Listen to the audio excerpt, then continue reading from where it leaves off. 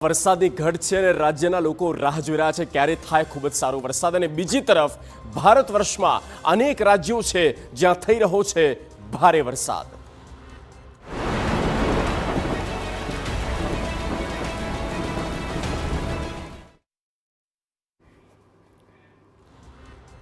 તો ભારત વર્ષમાં અનેક રાજ્યો છે જ્યાં જોરદાર વરસાદ થઈ રહ્યો છે અને વરસાદના કારણે એ રાજ્યોની સ્થિતિ પણ કેટલાક અંશે બગડી છે। અનેક લોકો પ્રભાવિત પણ થયા છે।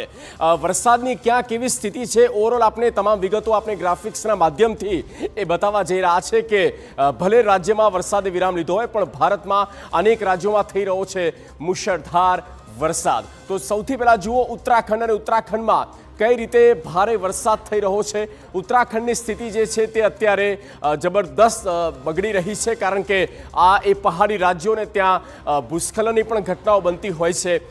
ઉત્તરાખંડની સાથે હિમાચલ પ્રદેશમાં પણ લેન્ડસ્લાઇડનો ખતરો સતત છે કારણ કે હિમસ્ખલનની સાથે સાથે ભૂસ્ખલનની પણ ઘટનાઓ બની રહી છે। જમ્મુ કાશ્મીરમાં ભારે વરસાદનું એલર્ટ છે। જમ્મુ કાશ્મીર જે ભારતનું સ્વર્ગ અને ત્યાં ભારે વરસાદનું એલર્ટ। આ પહેલાં પણ વરસાદી માહોલ તો બનેલો જ છે।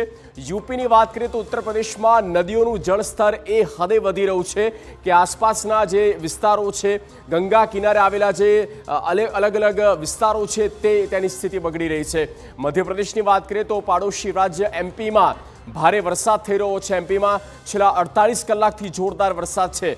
આ તરફ રાજસ્થાનની વાત કરીએ તો રાજસ્થાનમાં પણ વરસાદનું જોર ખૂબ જ સારું જોવા મળ્યું છે। બિહારમાં પણ પૂરનો ખતરો તોડાયો છે।